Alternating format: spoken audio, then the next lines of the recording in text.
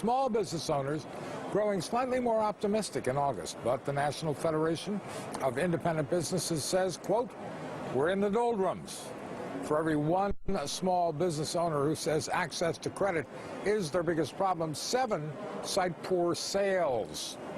Separately, the Business Roundtable report released this morning suggests the way to help small business is to boost sales. And the Senate will hold a procedural vote on a small business bill today, clearing the way for a $30 billion government fund to help small business lending. But the problem is sales. Lloyd Chapman, president and founder of the American Small Business League, joins us now. Lloyd, I mean, it doesn't matter what the government does it? The problem is sales. Absolutely. There's not a word in this bill that's going to increase sales for small businesses in this country.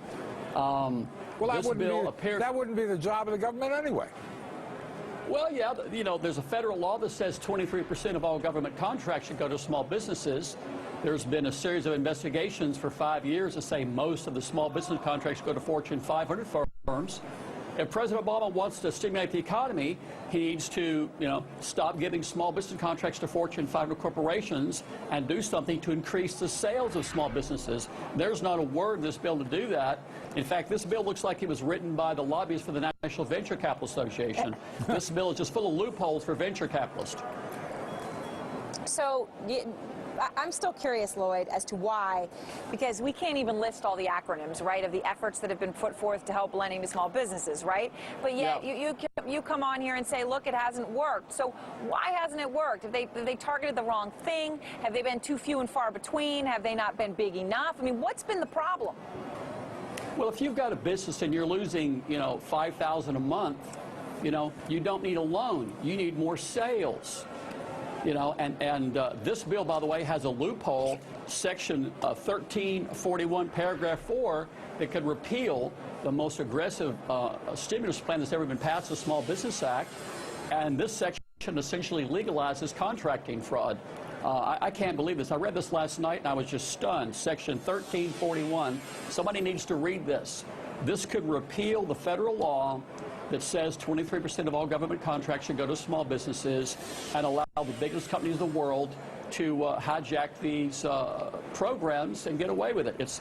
I can't believe it. I'm stunned. I've never seen a worse piece of legislation in my life. So even though the spin is this bill is designed to help small businesses, it would be in small business best interest to oppose it? Absolutely.